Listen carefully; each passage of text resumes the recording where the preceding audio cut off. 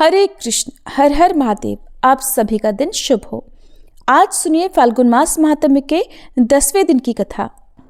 श्री ब्रह्मा जी कहते हैं, हे नारद, भक्त वत्सल भगवान विष्णु राजा क्षोभ का हित साधन करने के लिए ब्राह्मण का रूप धारण कर दधीचि के आश्रम में गए।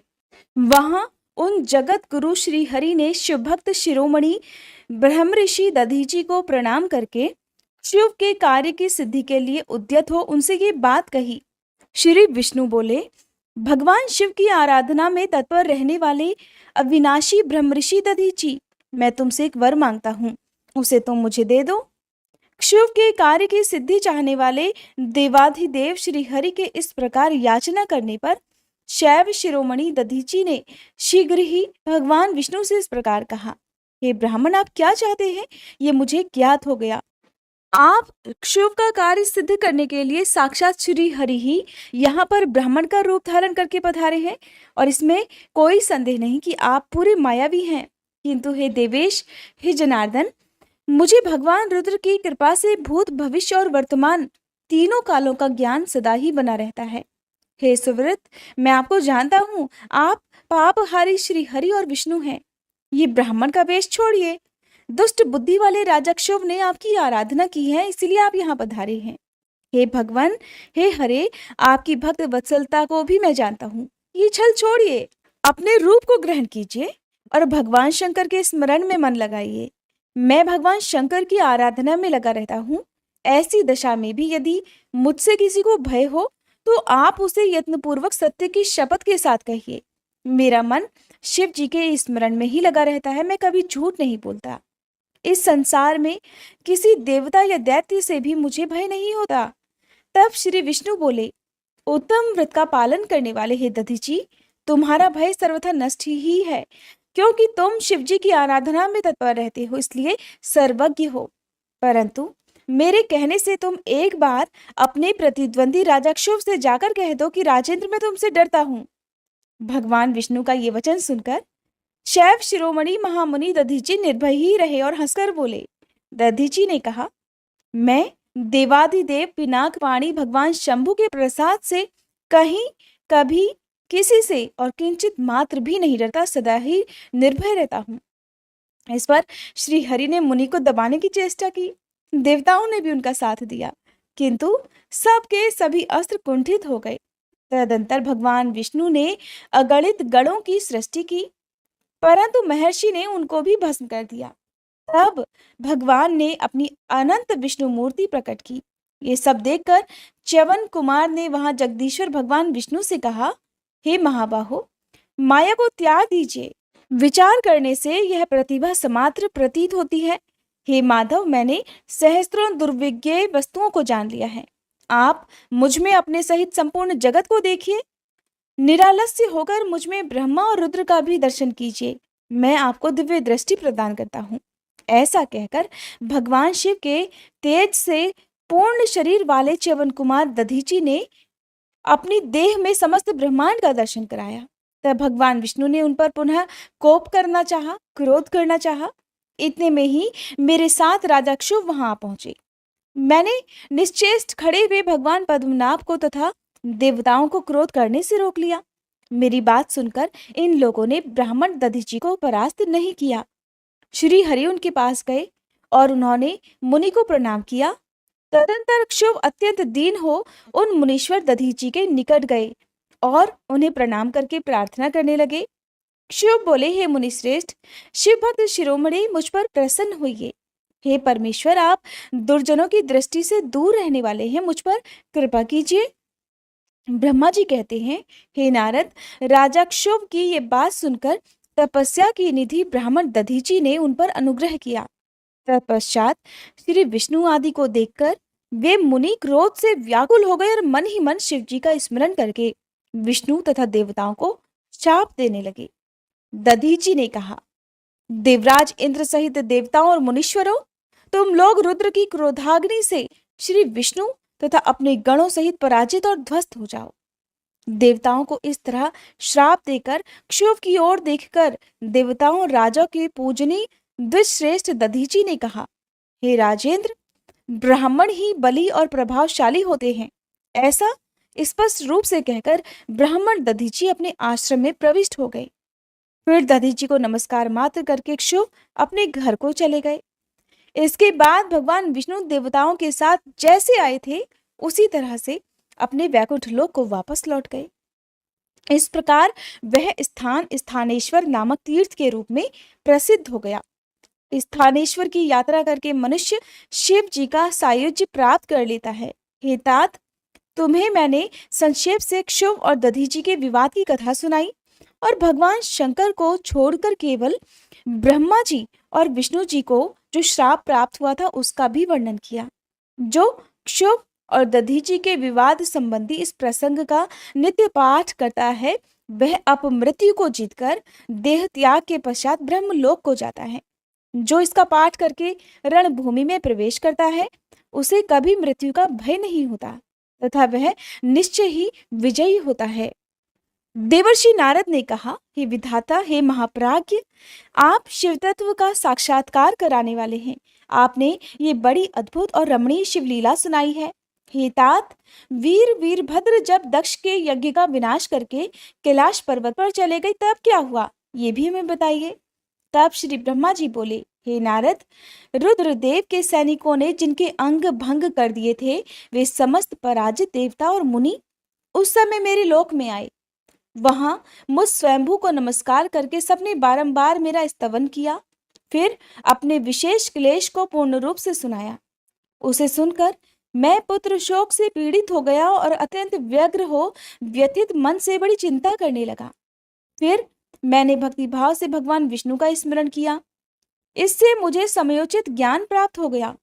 तदंतर देवताओं और मुनियों के साथ मैं विष्णु लोक को गया और वहां पर मैंने भगवान विष्णु को नमस्कार और नाना प्रकार के स्तोत्रों द्वारा उनकी स्तुति की और उनसे अपना दुख निवेदन किया।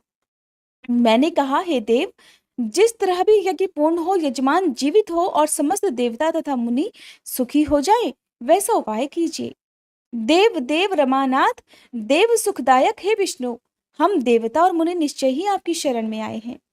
मुझ ब्रह्मा की ये बात सुनकर भगवान लक्ष्मीपति विष्णु, जिनका मन सदा शिव में लगा रहता है और जिनके हृदय में कभी दीनता नहीं आती, शिव जी का स्मरण करके इस प्रकार बोले। श्री विष्णु ने कहा, हे देवताओं, परम समर्थ तेजस्वी पुरुष से कोई अपराध बन भी जाए तो उसके बदले में अपराध करने वाले मनुष्यों के लिए वह अपराध मंगलकारी नहीं हो सकता। विधाता, समस्त देवता परमेश्वर शिव के अपराधी हैं, क्योंकि इन्होंने भगवान शंभु को यज्ञ का भाग नहीं दिया। अब तुम सब लोग शुद्ध हृदय से शीघ्र ही प्रसन्न होने वाले उन भगवान शिव के पैर पकड़कर उन्हें प्रसन्न करो, उन्हें मनाओ, उनसे क्षमा मांगो।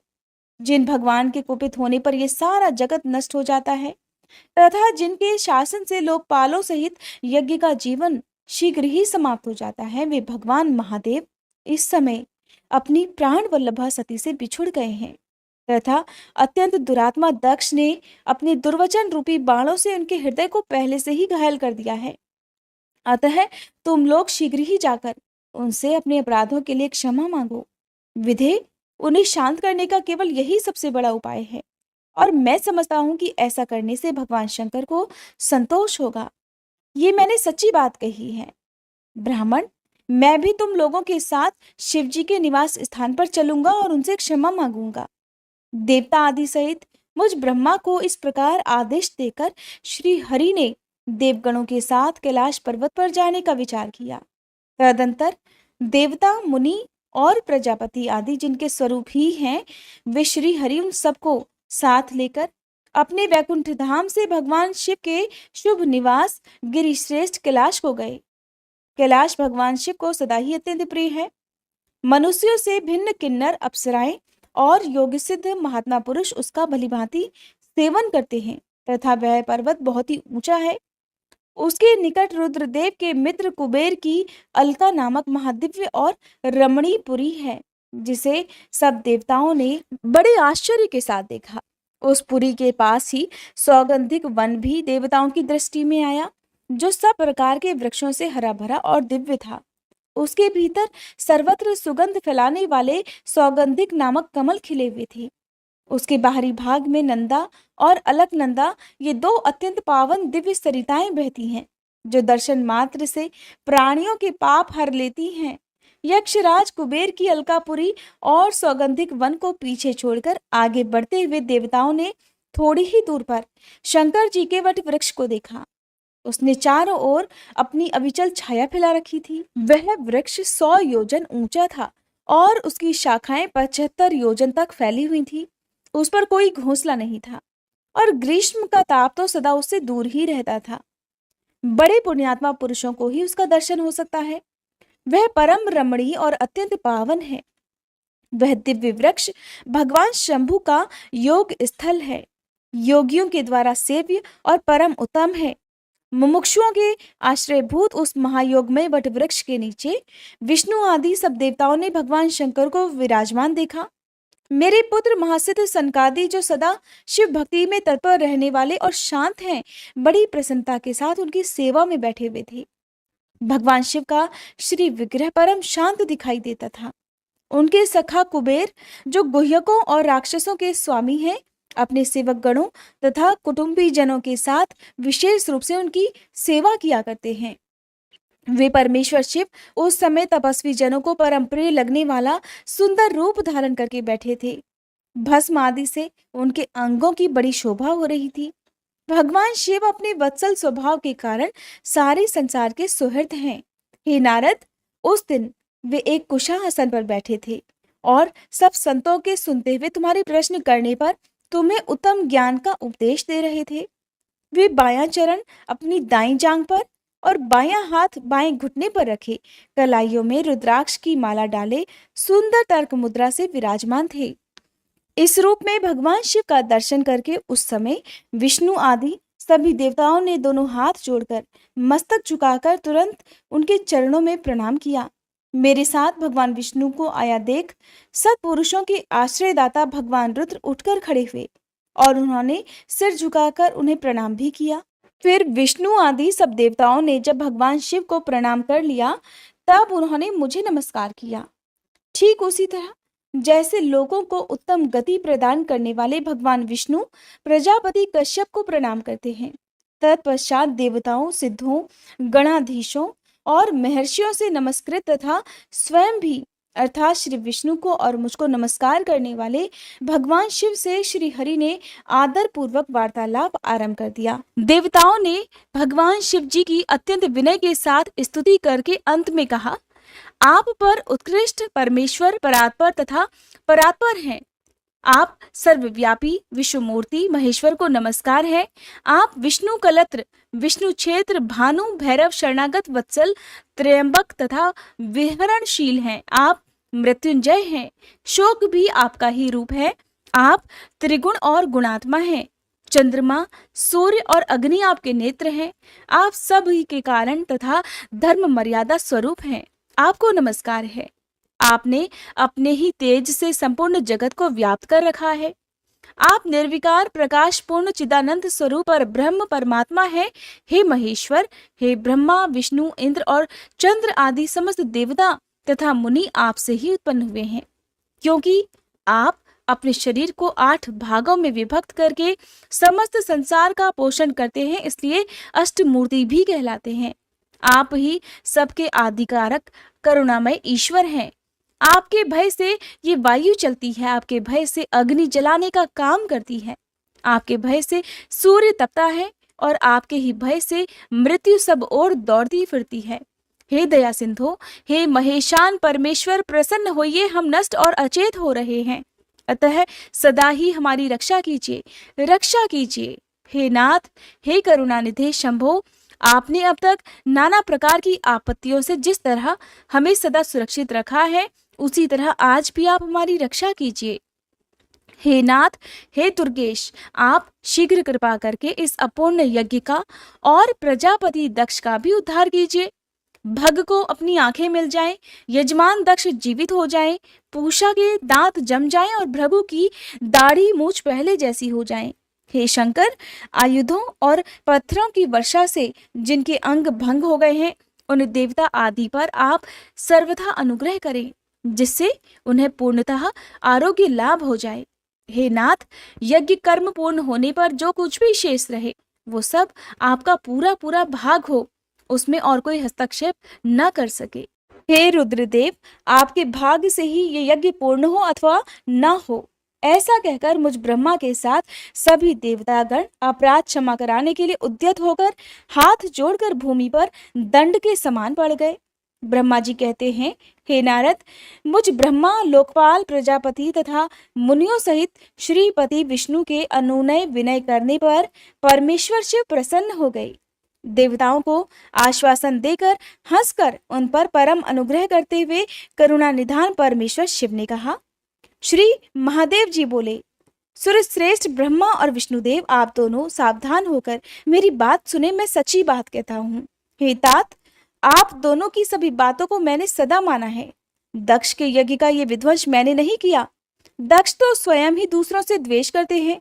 दूसरों के प्रति जैसा बर्ताव किया जाएगा वो तो अपने लिए ही फलित होगा। इसलिए ऐसा कर्म कभी भी नहीं करना चाहिए जो दूसरों को कष्ट देने वाला हो। दक्ष का मस्तक जल गया है, इसलिए इनके सिर के स्थान में बकरे का सिर जोड़ दिया जाए। भग देवता मित्र की आंख से अपने यज्ञ भाग को देखें। हे तात, पूषा नामक देवता जिनके दांत टूट गए हैं, यजमान के दांतों से भली भांति पिसे गए यज्ञान्न का भक्षण करें। और ये मैंने एकदम सच्ची बात बताई है। मेरा विरोध करने वाले भृगु की दाढ़ी के स्थान में बकरे की दाढ़ी लगा दी जाए। शेष सभी देवताओं के जिन्होंने मुझे यज्ञ भाग के रूप में यज्ञ की अवशिष्ट वस्तुएं दी हैं, सारे अंग पहले की भांति ठीक हो जाएं। अध्वर्यु आदि याज्ञिकों में से जिनकी भुजाएं टूट गई हैं, वे अश्विनी कुमारों की भुजाओं से, और जिनके हाथ नष्ट हो गए हैं वे पूषा के हाथों से अपने काम चलाएं। ये मैंने आप लोगों के प्रेमवश कहा है। श्री ब्रह्मा जी कहते हैं, हे देवर्षि, ऐसा कहकर वेद का अनुसरण करने वाले सुर सम्राट चराचरपति दयालु परमेश्वर महादेव जी मौन हो गए। भगवान शंकर का वह भाषण सुनकर श्री विष्णु और ब्रह्मा जी सहित संपूर्ण देवता संतुष्ट होकर तत्काल उन्हें साधुवाद देने लगे। तदंतर भगवान शंभु को आमंत्रित करके मुझ ब्रह्मा और देवर्षियों के साथ श्री विष्णु अत्यंत हर्षपूर्वक पुनः दक्ष की यज्ञशाला की ओर चले। इस प्रकार उनकी प्रार्थना से भगवान शंभु विष्णु आदि देवताओं के साथ कनखल में स्थित प्रजापति दक्ष की यज्ञशाला में पधारे। उस समय रुद्रदेव ने वहां यज्ञ का और विशेषतः देवताओं तथा ऋषियों का, जो कि वीरभद्र के द्वारा विध्वंस किया गया था, उसे देखा। स्वाहा, स्वधा, पूषा, तृष्टि, धृति, सरस्वती और अन्य सभी समस्त ऋषि, पितर, अग्नि तथा अन्यान्य बहुत से यक्ष, गंधर्व, राक्षस वहां पड़े हुए थे। उनमें से कुछ लोगों के अंग तोड़ डाले गए थे, कुछ लोगों के बाल नोच लिए गए थे और कितने ही उस सम्रांगण में अपने प्राणों से हाथ धो बैठे थे। उस यज्ञ की वैसी दुरावस्था देखकर भगवान शंकर ने अपने गणनायक महापराक्रमी वीरभद्र को बुलाकर हंसते हुए कहा, हे महाबाहु वीरभद्र, ये तुमने कैसा काम किया? हे तात, तुमने तो थोड़ी ही देर में देवता तथा ऋषि आदि को बड़ा भारी दंड दे दिया। हे वत्स, जिसने ऐसा द्रोहपूर्ण कार्य किया, उस विलक्षण यज्ञ का आयोजन किया और जिसे ऐसा फल मिला, उस दक्ष को तुम शीघ्र यहाँ ले आओ। भगवान शंकर के ऐसा कहने पर वीरभद्र ने बड़ी उतावली के साथ दक्ष का धड़ लाकर उनके सामने डाल दिया। दक्ष के उस शव को सिर से रहित देखकर लोक कल्याणकारी भगवान शंकर ने आगे खड़े हुए वीरभद्र से हंसकर पूछा, दक्ष का सिर कहाँ है? तब प्रभावशाली वीरभद्र ने कहा, हे प्रभु, हे शिव शंकर, मैंने तो उसी समय दक्ष के सिर को आग में होम कर दिया था। वीरभद्र की ये बात सुनकर भगवान शंकर ने देवताओं को प्रसन्नता पूर्वक वैसी ही आज्ञा दी जो कि पहले दे रखी थी। भगवान भव ने उस समय जो कुछ कहा उसकी मेरे द्वारा पूर्ति कराकर श्री हरि आदि सब देवताओं ने भृगु आदि सबको शीघ्र ही ठीक कर दिया। तदंतर शंभु के आदेश से प्रजापति के धड़ के साथ यज्ञ पशु बकरे का सिर जोड़ दिया गया। उस सिर के जोड़े जाते ही शंभु की शुभ दृष्टि पड़ने से प्रजापति के शरीर में प्राण आ गए और वे तत्काल सोकर जगे हुए पुरुष की भांति उठकर खड़े हो गए। उठते ही उन्होंने अपने सामने करुणानिधि भगवान शंकर को देखा। देखते ही दक्ष के हृदय में प्रेम उमड़ आया उस प्रेम ने उनके अंतःकरण को निर्मल और प्रसन्न कर दिया। पहले महादेव जी से द्वेष करने के कारण उनका अंतःकरण मलिन हो गया था, परंतु उस समय शिव जी के दर्शन से वे तत्काल शरद ऋतु के चंद्रमा की भांति निर्मल हो गए थे। उनके मन में भगवान शिव की स्तुति करने का विचार उत्पन्न हुआ, परंतु वे अनुरागाधिक्य होने के कारण तथा अपनी मरी हुई पुत्री का स्मरण करके व्याकुल हो जाने के कारण तत्काल उनका स्तवन भी नहीं कर सके। थोड़ी देर बाद मन स्थिर होने पर दक्ष ने लज्जित होकर लोक शंकर शिव शंकर को प्रणाम किया और उनकी स्तुति आरंभ की। तब भगवान शंकर की महिमा गाते हुए बारंबार उन्हें प्रणाम किया और फिर अंत में कहा, हे परमेश्वर, आपने ब्रह्मा होकर सबसे पहले आत्म तत्व का ज्ञान प्राप्त करने के लिए अपने मुख से विद्या, तप और व्रत धारण करने वाले ब्राह्मणों को उत्पन्न किया था। जैसे ग्वाला लाठी लेकर गौओं की रक्षा करता है, उसी प्रकार मर्यादा का पालन करने वाले आप परमेश्वर दंड धारण किए हुए उन साधु ब्राह्मणों की सभी विपत्तियों से रक्षा करते हैं। मैंने दुर्वचन रूपी बाणों से आप परमेश्वर को बींध डाला था, फिर भी आप करुणामयी भगवान, आप मुझ पर अनुग्रह करने के लिए यहाँ आ गए। अब मेरी ही तरह अत्यंत दैन्यपूर्ण आशा वाले इन देवताओं पर भी कृपा कीजिए। हे भक्त वत्सल, हे दीन बंधो शंभो, मुझ में आपको प्रसन्न करने के लिए कोई गुण नहीं है। आप षड्विध ऐश्वर्य से संपन्न परात्पर परमात्मा हैं, अतः अपने ही बहुमूल्य उदारतापूर्ण बर्ताव से आप मुझ पर संतुष्ट होइए। श्री ब्रह्मा जी कहते हैं, हे देवर्षि नारद, इस प्रकार लोक कल्याणकारी महाप्रभु महेश्वर शंकर की स्तुति करके विनीत चित्त प्रजापति दक्ष मौन हो गए। तदंतर श्री विष्णु ने हाथ जोड़कर भगवान वृषभध्वज को प्रणाम करके प्रसन्नता पूर्वक हृदय और वाष्प गदगद वाणी द्वारा उनकी स्तुति प्रारंभ कर दी। फिर मैंने कहा, देव देव महादेव, हे करुणा सागर प्रभु, आप स्वतंत्र परमात्मा हैं, अद्वितीय और अविनाशी परमेश्वर हैं। हे देव, हे ईश्वर, आपने मेरे पुत्र पर अनुग्रह किया। आपने अपमान की और कुछ भी ध्यान न देकर दक्ष के यज्ञ का उद्धार कीजिए। हे देवेश्वर, आप प्रसन्न होइए और समस्त शापों को भी दूर कर दीजिए। आप तो सज्ञान हैं, अतः आप ही मुझे कर्तव्य की ओर प्रेरित करने वाले हैं और आप ही अकर्तव्य से रोकने वाले हैं। हे महामुने, इस प्रकार परम महेश्वर की स्तुति करके मैं दोनों हाथ जोड़कर मस्तक झुकाकर खड़ा हो गया। तब सुंदर विचार रखने वाले इंद्र आदि देवता और लोकपाल शंकर देव की स्तुति करने लगे। उस समय भगवान शिव का मुखारविंद प्रसन्नता से खिल उठा था। इसके बाद प्रसन्नचित हुए समस्त देवताओं, दूसरे दूसरे सिद्धों, ऋषियों और प्रजापतियों ने भी शंकर जी का सहर्ष स्तवन किया। इसके अतिरिक्त उपदेवों, नागों, सदस्यों तथा ब्राह्मणों ने भी पृथक पृथक प्रणाम पूर्वक बड़े भक्ति भाव से उनकी स्तुति की थी। श्री ब्रह्मा जी कहते हैं, हे देवर्षि, इस प्रकार श्री विष्णु के मेरे देवताओं और ऋषियों के तथा अन्य लोगों के स्तुति करने पर महादेव जी बड़े प्रसन्न हुए। फिर उन शंभु ने समस्त ऋषियों, देवता आदि को कृपा दृष्टि से देखकर तथा मुझ ब्रह्मा और विष्णु का समाधान करके दक्ष से इस प्रकार कहा। महादेव जी ने कहा, हे दक्ष, मैं जो कुछ कहता हूँ सुनो।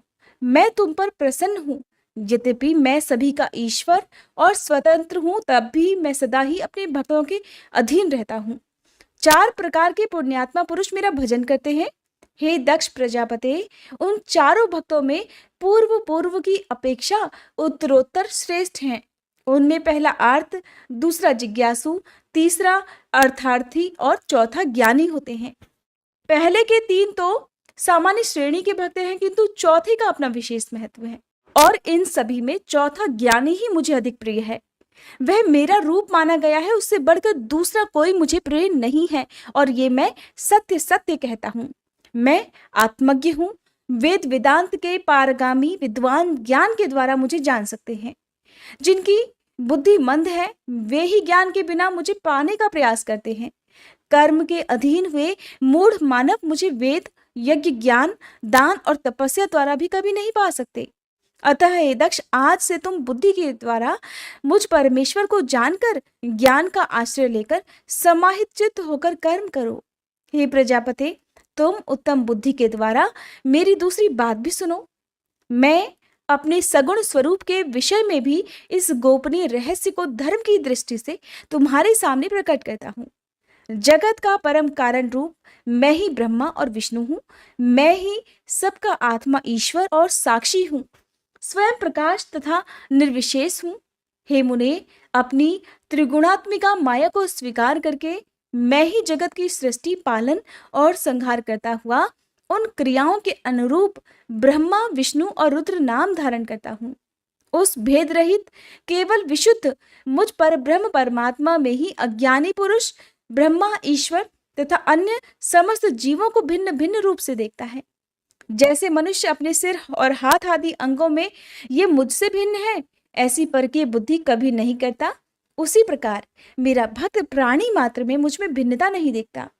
हे दक्ष, मैं ब्रह्मा और विष्णु तीनों स्वरूपतः एक ही हैं तथा हम ही संपूर्ण जीव रूप है, ऐसा समझकर जो हम तीनों देवताओं में भेद नहीं देखता वही शांति प्राप्त करता है। जो नराधम हम तीनों देवताओं में भेद बुद्धि रखता है, वह निश्चय ही जब तक चंद्रमा और तारे रहते हैं तब तक नरक में निवास करता है। हे दक्ष, यदि कोई विष्णु भक्त होकर मेरी निंदा करेगा और मेरा भक्त होकर विष्णु की निंदा करेगा, तो तुम्हें दिए हुए पूर्वोक्त सारे शाप उन्हीं दोनों को प्राप्त हो जाएंगे और निश्चय ही उन्हें तत्वज्ञान की प्राप्ति कभी नहीं हो सकती है। श्री ब्रह्मा जी कहते हैं, हे मुने, भगवान महेश्वर के इस सुखदायक वचन को सुनकर तब सभी देवता, मुनि आदि को उस अवसर पर बड़ा हर्ष हुआ। कुटुंब सहित दक्ष बड़ी प्रसन्नता के साथ शिव भक्ति में तत्पर हो गए। वे देवता आदि भी शिव को ही सर्वेश्वर जानकर भगवान शिव के भजन में लग गए। जिसने जिस प्रकार परमात्मा शंभु की स्तुति की थी, उसे उसी प्रकार संतुष्ट चित्त हुए शंभु ने वर दिया। हे मुने, तदंतर भगवान शिव की आज्ञा पाकर प्रसन्नचित हुए शिव भक्त दक्ष ने शिव के ही अनुग्रह से अपना यज्ञ पूर्ण किया। उन्होंने देवताओं को तो यज्ञ भाग दिए ही, शिव जी को भी पूर्ण भाग दिया, साथ ही ब्राह्मणों को दान दिया। इस तरह उन्हें शंभु का अनुग्रह प्राप्त हुआ। इस प्रकार महादेव जी के उस महान कर्म का विधि पूर्वक वर्णन किया गया।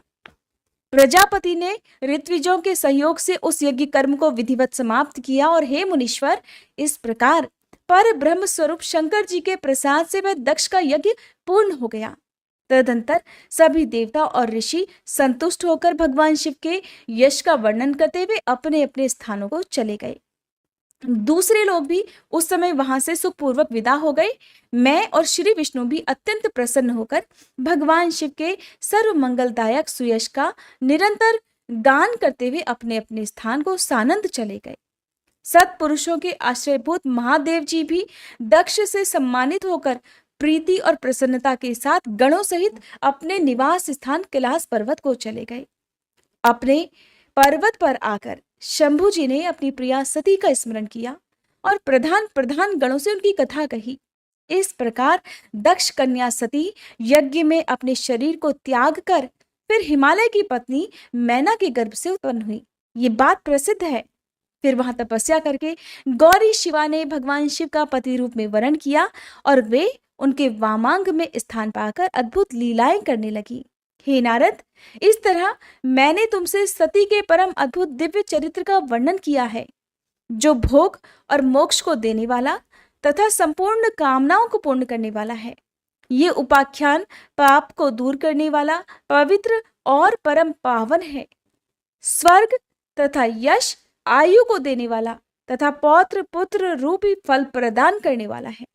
हे तात, जब भक्तिमान पुरुष भक्ति भाव से लोगों को ये कथा सुनाता है या सुनता है, वह इस लोक में संपूर्ण कर्मों का फल पाकर अंत में परलोक में परम गति को प्राप्त कर लेता है।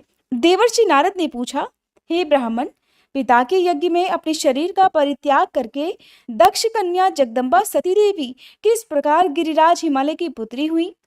किस तरह अत्यंत उग्र तपस्या करके उन्होंने पुनः शिव को ही पति रूप में प्राप्त किया? ये मेरा प्रश्न है और आप इस पर भलीभांति और विशेष रूप से प्रकाश डालिए। तब श्री ब्रह्मा जी इस प्रकार कहने लगे, हे मुने, हे नारद, तुम पहले पार्वती जी की माता के जन्म, विवाह और अन्य भक्ति वर्धक पावन चरित्र सुनो। हे मुनि श्रेष्ठ, उत्तर दिशा में पर्वतों का राजा हिमवान नामक महान पर्वत है, जो महातेजस्वी और समृद्धिशाली है। उसके दो रूप प्रसिद्ध हैं, एक स्थावर और दूसरा जंगम। मैं संक्षेप से उसके सूक्ष्म अर्थात स्थावर स्वरूप का वर्णन करता हूँ। वह रमणीय पर्वत नाना प्रकार के रत्नों का खान है और पूर्व तथा पश्चिम समुद्र के भीतर प्रवेश करके इस प्रकार खड़ा है मानो भूमंडल को नापने के लिए कोई मानदंड हो। वह नाना प्रकार के वृक्षों से व्याप्त है और अनेक शिखरों के कारण विचित्र शोभा से संपन्न दिखाई देता है। सिंह, व्याघ्र आदि पशु सदा सुखपूर्वक उसका सेवन करते हैं, अर्थात वहां पर विचरण करते हैं। हिम का तो वह भंडार ही है, इसलिए अत्यंत उग्र भी जान पड़ता है। भांति भांति के हैरान कर देने वाले दृश्यों से उसकी विचित्र शोभा होती है। देवता, ऋषि, सिद्ध और मुनि उस पर्वत का आश्रय लेकर रहते हैं और भगवान शिव को वह बहुत ही प्रिय है। तपस्या करने का स्थान है। स्वरूप से ही वह अत्यंत पवित्र और महात्माओं को भी पावन करने वाला है। तपस्या में वह अत्यंत शीघ्र सिद्धि प्रदान करता है। अनेक प्रकार के धातुओं की खान और शुभ है। वही दिव्य शरीर धारण करके सर्वांग सुंदर रमणीय देवताओं के रूप में भी स्थित है। भगवान विष्णु का अविकृत अंश है, इसलिए वह शैलराज साधु संतों को भी अधिक प्रिय है। एक समय गिरिवर हिमवान ने अपनी कुल परंपरा की स्थिति और धर्म की वृद्धि के लिए देवताओं तथा पितरों का हित करने की अभिलाषा से अपना विवाह करने की इच्छा की। हे मुनीश्वर, उस अवसर पर संपूर्ण देवता अपने स्वार्थ का विचार करके दिव्य पितरों के पास आकर उनसे प्रसन्नता पूर्वक बोले। देवताओं ने कहा, हे पितरों, आप सब लोग प्रसन्नचित होकर मेरी बात सुने और यदि देवताओं का कार्य सिद्ध करना आपको भी अभीष्ट हो तो शीघ्र वैसा ही करें। आपकी ज्येष्ठ पुत्री जो मैना नाम से प्रसिद्ध है, वह मंगल रूपिणी है। उसका विवाह आप लोग अत्यंत प्रसन्नता पूर्वक हिमवान पर्वत से कर दें। ऐसा करने पर आप सब लोगों को सर्वथा महान लाभ होगा और देवताओं के दुखों का निवारण भी पग पग पर होता रहेगा। देवताओं की बात सुनकर पितरों ने परस्पर विचार करके स्वीकृति दे दी और अपनी पुत्री मैना को विधि पूर्वक हिमालय के हाथ में दे दिया। उस परम मंगलमय विवाह में बड़ा उत्सव मनाया गया। हे मुनीश्वर, मैना के साथ हिमालय के शुभ विवाह का ये सुखद प्रसंग मैंने तुमसे प्रसन्नता पूर्वक कहा है, अब और क्या सुनना चाहते हो? नारद जी ने कहा, नारायण नारायण, हे विद्वान, अब आदर पूर्वक मेरे सामने मैना की उत्पत्ति का भी वर्णन कीजिए। उसे किस प्रकार शाप प्राप्त हुआ था ये कहिए और मेरे संदेह का निवारण कीजिए। तब श्री ब्रह्मा जी कहने लगे, हे मुने, मैंने अपने दक्ष नामक जिस पुत्र की पहले चर्चा की है उसकी 60 कन्याएं हुई थी और जो सृष्टि की उत्पत्ति में कारण बनी। हे नारद, दक्ष ने कश्यप आदि श्रेष्ठ मुनियों के साथ उनका विवाह किया था। ये सब वृतांत तो तुम्हें विदित ही है। अब प्रस्तुत विषय को भी सुनो। उन कन्याओं में एक स्वधा नाम की कन्या थी, जिसका विवाह उन्होंने पितरों के साथ किया था। स्वधा की 3 पुत्रियां थीं, जो सौभाग्यशालिनी तथा धर्म की मूर्तियां थीं। उनमें से ज्येष्ठ पुत्री का नाम था मैना, मझली धन्या के नाम से प्रसिद्ध थी और सबसे छोटी कन्या का नाम कलावती था। ये सारी कन्याएं पितरों की मानसी पुत्रियां थीं, अर्थात उनके मन से प्रकट हुई थी। इनका जन्म किसी माता के गर्भ से नहीं हुआ था, इसलिए ये अयोनिजा थीं और जिनका जन्म गर्भ से नहीं होता उन्हें अयोनिज ही कहते हैं। केवल लोक व्यवहार से वे स्वधा की पुत्री मानी जाती थी। इनके सुंदर नामों का कीर्तन करके मनुष्य संपूर्ण अभीष्ट को प्राप्त कर लेता है। वे सदा संपूर्ण जगत की वंदनीय लोक माताएं हैं और हमेशा अभ्युदय से सुशोभित रहती हैं। सबकी सब परम योगिनी, ज्ञान निधि तथा 3 लोकों में सर्वत्र जा सकने वाली हैं। हे मुनीश्वर, एक समय वे तीनों बहनें भगवान विष्णु के निवास स्थान श्वेत द्वीप में उनका दर्शन करने के लिए गई। भगवान विष्णु को प्रणाम और भक्ति पूर्वक उनकी स्तुति करके वे उन्हीं की आज्ञा से वहां ठहर गई। उस समय वहां संतों का बड़ा भारी समाज एकत्र हुआ था। हे मुने, उसी अवसर पर मेरे पुत्र सनकादि सिद्धगण भी वहां आए और श्री हरि की स्तुति वंदना करके उन्हीं की आज्ञा से वहां ठहर गए। सनकादि मुनि देवताओं के आदि पुरुष और संपूर्ण लोकों में वंदित हैं।